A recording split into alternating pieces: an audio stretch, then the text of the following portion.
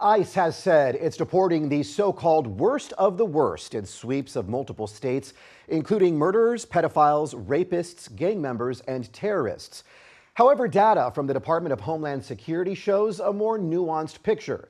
Joining me now is Dr. Austin Kocher. He's a research assistant professor at the S.I. Newhouse School of Public Communications at Syracuse University. He also looks very closely at statistics related to immigration and deportation and writes a Substack about it. Dr. Kocher, thanks for being here today.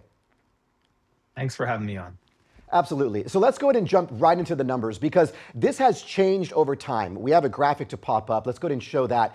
Can you explain to us what we are looking at? Are, in fact, the people being rounded up the worst of the worst, as the Department of Homeland Security is saying?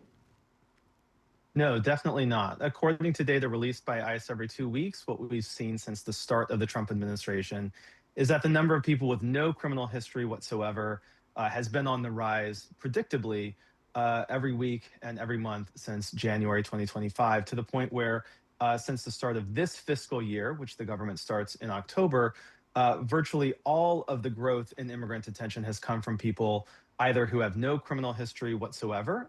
They do have an immigration violation, but no criminal history. And a smaller amount of the growth comes from people with pending charges, but no convictions. Very little growth over the last 4 months has come from people who actually have criminal convictions on their record. And even out of that group, when we get detailed data on that, which we've received a few times over the last year, we find that a very small fraction, typically less than 10% of those with convictions, have convictions that approximate anything like a serious public safety threat or national security risk. Right. And it's important to note here, this is not opinion or perception. These are hard numbers from the Trump administration and DHS. Absolutely. Yeah, this data comes right from Immigration and Customs Enforcement, and it comes out of their own data systems where they track these things and they keep records of people's histories. Sure, these numbers don't lie. Let's go ahead and talk about the president's campaign because he campaigned and was elected promising the largest deportation in history, sort of a mandate. The Department of Homeland Security says that it has deported 675,000 people and 2.2 million people have so-called self-deported. Are those figures actually accurate? It's unlikely that that represents what most people would think of as deportations and how deportations have counted in previous years.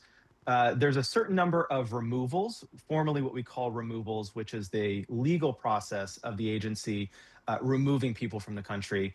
Last fiscal year during the Trump administration, that increased only about 20%. The number of removals from Immigration and Customs Enforcement, 20% over the previous final year of the Biden administration. Now, the administration is also counting other ways that it either prevents people from entering the country or has helped people remove people from the country using other methods.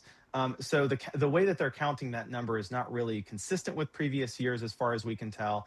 And most importantly, it's really hard to fact check them because the Trump administration has decided to cut off the monthly enforcement reports that the agency used to produce with a lot of granular detail that would allow us to understand better how they're counting those numbers. But just looking at historical trends, that number is not really being counted the same way that has in previous years. So it's difficult to compare this Trump administration to previous years. All right, Dr. Austin Kocher with Syracuse University. Thank you so much for your time and helping us understand what is really going on. Thank you. Thanks for having me on.